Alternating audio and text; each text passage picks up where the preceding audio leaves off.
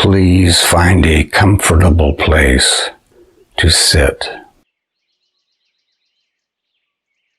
Place your hands on your legs.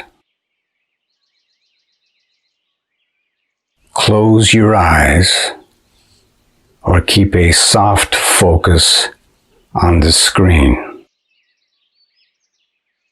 Take a deep breath in and out. A deep breath in and out. Continue to breathe deeply and slowly.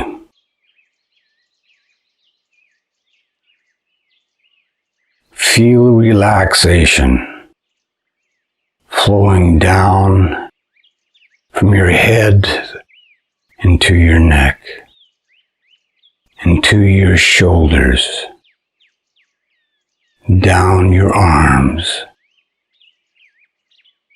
and into your hands and your fingers.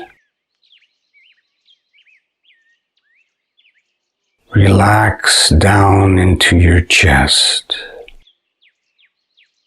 into your stomach, and down your legs, into your feet. Continue to breathe deeply and slowly.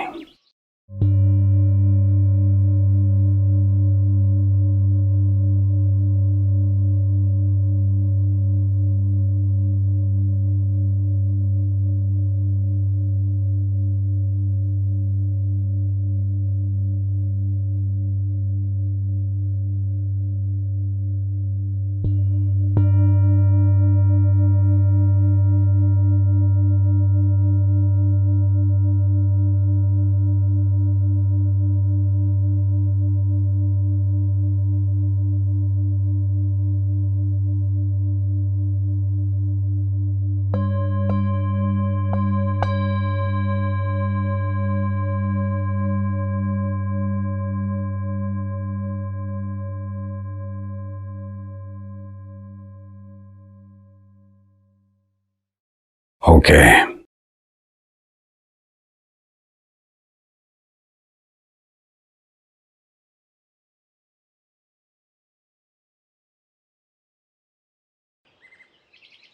Hello, I am Tony Armstrong.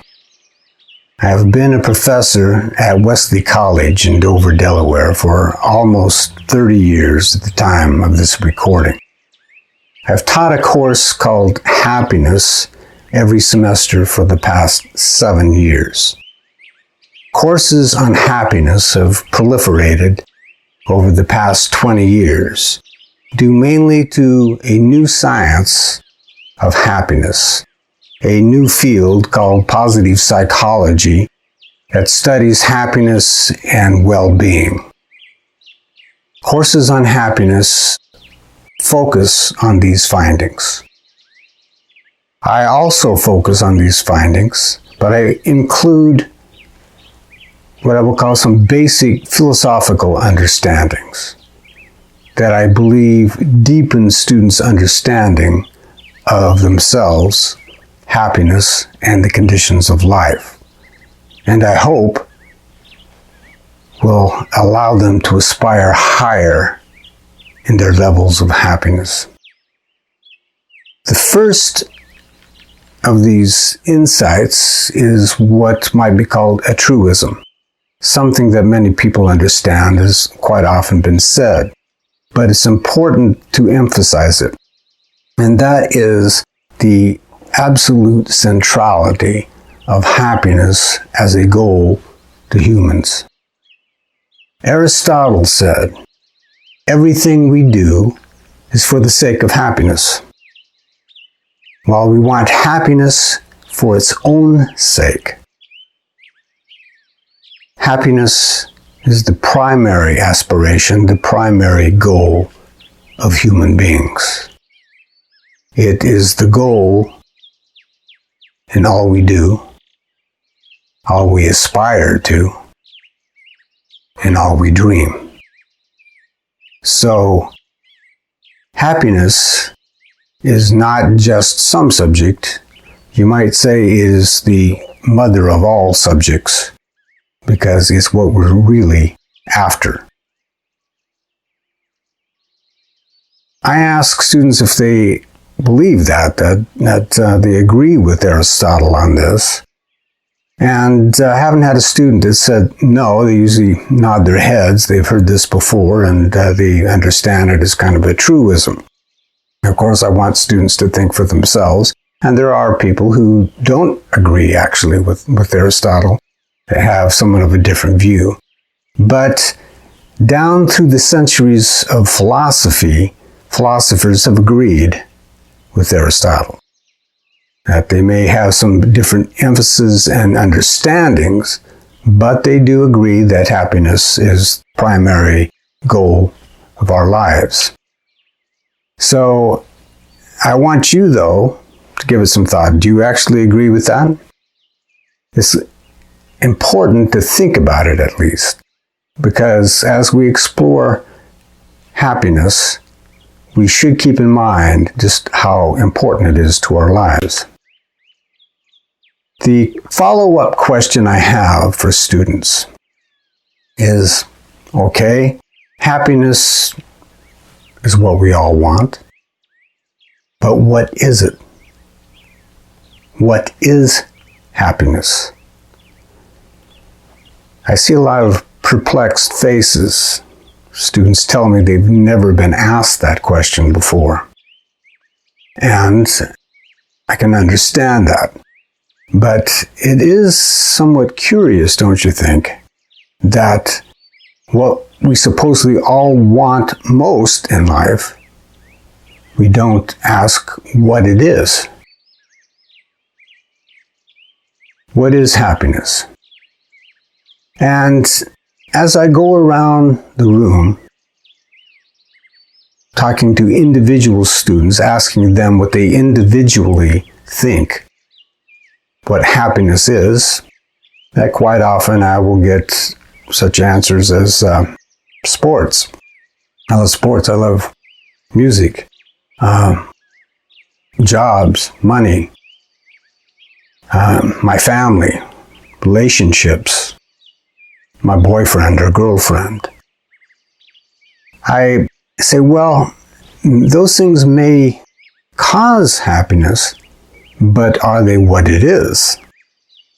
Is your boyfriend or girlfriend, are they happiness? And when I point this out, I say, well, what actually is it, the experience of happiness, that I start getting students who talk about feelings. They'll say happiness is contentment. Happiness is joy. Happiness is love. And I say, well, that is an experience, and that would qualify for understanding what happiness is, or the nature of happiness. And happiness, in my understanding, is the experience of being happy. The experience of being happy. And what does that say? First of all, it says it is an experience, and any moment of experience, you should be able to identify that experience, what is you are experiencing as happiness. And here is where I go rather deeply into, I think, a very important philosophical insight.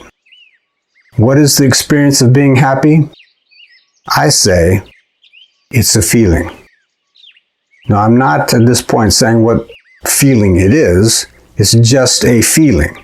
Some feeling that we prefer to feel and are willing to call happiness. But a feeling, not circumstances, not what we have, not some experience we want to have in life, but a feeling that seems worthwhile to call happiness. Is that actually an important understanding? Actually, it is, because when we are trying to discover what happiness is, what we prefer to feel, and how to feel that way, I think we are on the most promising track to understanding happiness and how to get it. Now, many disagree with the idea that happiness is only a feeling. In fact, in the next lecture, I'll be talking about different perspectives of people who say, okay, feelings may be involved, but there's a bunch of other things like health and circumstances, etc., or virtue. But I emphasize that I believe that happiness is a feeling, pure and simple. Not saying what feeling it is, but if no feeling, we can't really talk about the experience of happiness as I understand it. And this is where I bring in a theory. Now, it's a theory that others have had to some degree. I mean, that it's been called the emotive theory of value, and philosophers such as Thomas Hobbes from centuries ago, and a modern philosopher, Robert Solomon, who talks about the passions. They have said that this is the essential motivator of human beings, but also it is feelings are the essential value of an experience. And I go along with that, but I call my theory the affective theory of value, because affect means feeling. And I make a distinction between two types of feelings. Emotions are one of them. And why would I say that feelings are the experiential value, the value of any experience in the moment you experience? Well, think about being in a robotic state of being aware. The data is coming in through your senses. You can still reason, but you didn't feel anything. If you felt nothing, you would not care. You would not care about what you are experiencing. You would not care about what you could be experiencing. You would not be moved to do anything because you wouldn't care. Caring is a feeling. So, caring about anything implies that the very heart of our experience, what we get out of any experience, or sometimes what that experience is going to move us to do, is a feeling. The feelings we feel are the motive force of our lives. Feelings move us. The reasoning mind, without any feelings, absent any feelings, does not move us. It does not motivate us. We need feelings to be moved, to do things. Desire is a feeling.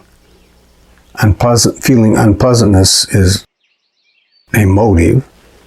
It moves us. The reasoning mind, which is the focus in academe, that it may be quite useful in helping us identify goals and paths of action. But the desire to attain those goals, of course, is a feeling. Desire is a feeling. Now, feeling is the core experiential value in the moment that you have an experience. is the core experiential value of any moment of experience. It is the motive force of our lives, and it is the treasure we seek in trying to arrange what we prefer to feel. No feeling, no experiential value is the essence of the affective theory of value. Now, you're probably thinking, I have a lot of feelings that I don't really care about that are, I would call negative, and I feel bad. So what's the value in feeling that? Well, values can be negative as well, right? It can have positive value or negative value. Not feeling anything would be having no value. But yes, we do have feelings that we would prefer not to feel, and I call those types of feelings, I call them emotions, because they move us to change what we are feeling at present. And emotion, I think, is a good word because it implies motion. And so I think these feelings, or most feelings perhaps, are aptly called emotions. Such feelings would include fear, anger, sadness, such things as boredom, right? They are feelings that move us to seek to feel something better, and that is the category of feelings that I call emotions. But they are not the only category of feelings, and this is where I make a distinction that those who have put forth the emotive theory of value, where I somewhat depart, because I don't think all feelings belong in this category of emotions. There are what I will call self-sufficient feelings. There are feelings that when we are feeling them, we want to keep feeling them. We are not moved to change. We want to keep feeling these feelings. And a quote attributed to Anonymous is, "Happiness is what you're feeling when you want to keep feeling it." Happiness is what you're feeling when you want to keep feeling it. And that's a simple, you might say, practical understanding of happiness. Do I want to keep feeling this feeling? Well, that may qualify as for what I'm calling self-sufficient feelings, right? And in this category, you could think of joy, peace, love, gratitude. They're all feelings that in the moment you are experiencing them, you might want to keep feeling them. They do not move you to change what you are feeling. And that's why I speak of a category that is different than emotions, of self-sufficient feelings. And these are the cherished feelings we have, the ones that we want to keep feeling. So, as I make this distinction, though, between feelings that move us and feelings that we want to keep feeling, what I'm saying is that feelings in the emotive category are the primary motive force of our lives. Feelings in the sufficient category, we want to keep feeling them, are the goals that the emotions move us towards. So, feelings are both the motive force of our lives, and they are the goals of our lives. That makes feelings absolutely central to the experience of life. And we only experience life directly in any one moment.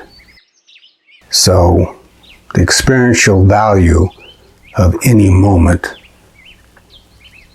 is a feeling. And that means that it is the experiential value of life. It is the heart of our striving as well as the motive to seek it. And this makes the heart the master. Who decides what the goal is the master. That's what we call the reasoning mind. It helps us decide how to get there is the servant. In academe, so often it's the reasoning mind that is cherished. But the reasoning mind is a servant. The heart is the master. And what this means is that the subjective quality of our lives is the quality of our feelings. The subjective quality of our lives. Now, subjective means how it is actually experienced. In any experience, of course, you're going to have a lot of data about what's happening outside. And that's always included. There's going to be other things like how the body feels, etc. So there's a lot of aspects to any experience. But the quality of whether we enjoyed that experience or preferred that experience is in what we feel. So when we talk about quality of life, many people will talk about comforts and possessions and adventures and relationships, but it's how we feel about those things that actually determines the quality of our lives. Now, what this says is, if having happiness, happy feelings, is a higher quality of life than not having those feelings, having more unpleasant feelings. This would mean that as far as the quality of life goes, a happy surfer, say a happy beach bum, has a higher quality of life than the powerful billionaire who can buy things and is not happy. The quality of your life is the quality of your feelings. And what this does is that since feelings are literally the heart of life, the experiential value of living, obviously feelings are the most important thing to understand. Feelings are what this course is about. We are going to explore feelings, the kinds of feelings, the attributes of feelings, the sources of feelings, what causes them, and the means of feeling them, or perhaps of escaping what we don't want to feel. But in all those things, this, I believe, is the most likely path of inquiry to lead us to understanding happiness and how to get it. Our focus here is feelings, and that isn't necessarily the main focus of other courses on happiness, but here it is. Feelings is what this course is about. And the common word used for the feelings that we prefer is happiness. So I say happiness is a feeling. It's a preferred feeling. Now that's still pretty ambiguous because it doesn't tell you what feeling it is, or it doesn't tell you many things. That there's still many things to explore. But it does show us a direction, a promising path of inquiry to what is the most important goal of our lives. So that's my focus in this course, and that is where every lecture is going to be focused on feelings, the different aspects of them. So I want students to understand what they believe, especially at the beginning of the course, to see if they've actually changed their mind about anything at the end of the course.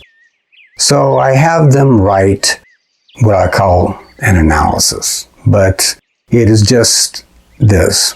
I ask them what they believe. What do they believe is the nature of happiness, what the experience is? What do they believe are the sources of happiness? What causes it? What do they believe is the way to best pursue happiness, the means of happiness?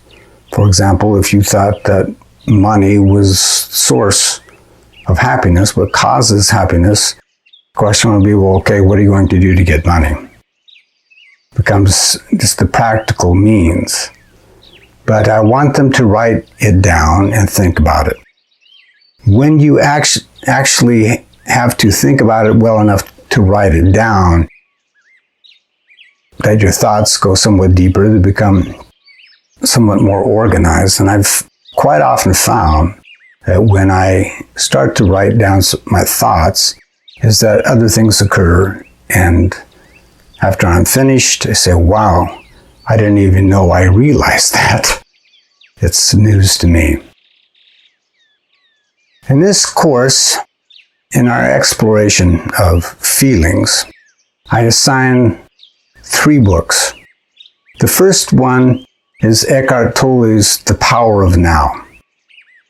And this book is for the book report. I just want students to read it, to get some insight. It is not a resource for the lectures. I assign this book because students really are impressed with it. It's something very different. I hesitated to assign it at first. When I first started teaching the course, I used a book called The Joy of Living. And it's a Buddhist perspective on happiness, and students liked it. But I thought I'd take a chance on The Power of Now because it has a certain clarity and depth. The reason I hesitated is because it's spiritual.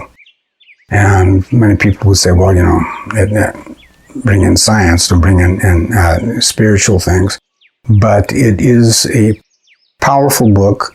Students really like it. There are perspective changes. That's what they tell me. Of course, another one of the reasons they like it is it's easy to read and it's easy to understand. It's very plain language. What it says is very profound, but being easy to read and easy to understand is, of course, a quality of book that students like. That they're quite often surprised, actually. Now, for the lectures, I have 2 books. And the first one is by Jonathan Haidt. It's The Happiness Hypothesis. And this book gives, I think, a very good and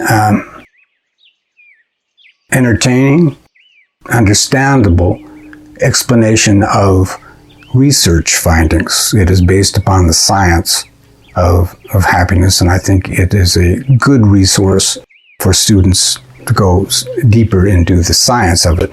The second book that I assigned for lectures is my book, Educating Angels, Teaching for the Pursuit of Happiness. Now, the main emphasis here is I'm arguing that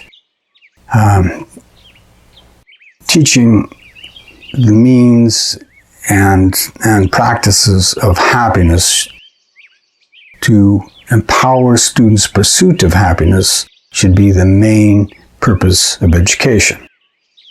Now, I only get to that at the very end in my last lecture in this course, but all the lectures in my course have sections in the book that go right along with them. The book is a really good resource to understand and to get more information on every subject I talk about in this course. So these books, as I said, I see them as resources. I do not see this course as primarily just academic, as in getting knowledge. It is aimed at helping students gain insights and also get knowledge that will make a difference in their lives. That is my main purpose for this class, making a difference.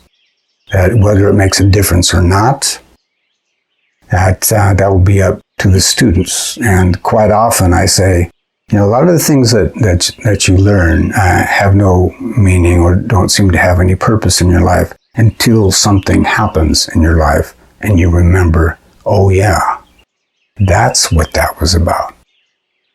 So I have the 3 books, and I also show 2 films, sometimes more. But the first film I show is called Happy. It is a documentary, and it has interviews with some of the luminaries in the field of positive psychology, pretty famous researchers actually, and who give a great deal of insight into the science of happiness. But they also have these, bring in people from all over the world, showing their lives and what they do to be happy, and also to show situations and things that are making people unhappy. One of the things that I really like about this, I think it has an emotional impact. It gives some real insight, and it emphasizes the things I've been teaching in my course. And especially it illuminates this idea that our values as far as how we treat and serve and relationships, what we might call intrinsic values, are truly associated with happiness, while extrinsic values, such as money and power and other things that we want to get in the outside world, are not really that associated with higher levels of happiness. So this is the first lecture, an introduction to my course on happiness. And the next lecture, I'm going to address perspectives on the nature of happiness, perspectives that have views on happiness that are not just about feelings. And I think students should know about what the choices are. They don't necessarily have to accept what I believe. And I think these perspectives of what people have believed down through the ages is important. After all, it does show our history of pursuing happiness. So that will be the next lecture. Thank you for being here for this one. And I hope to see you through this eye looking at me next time. Namaste.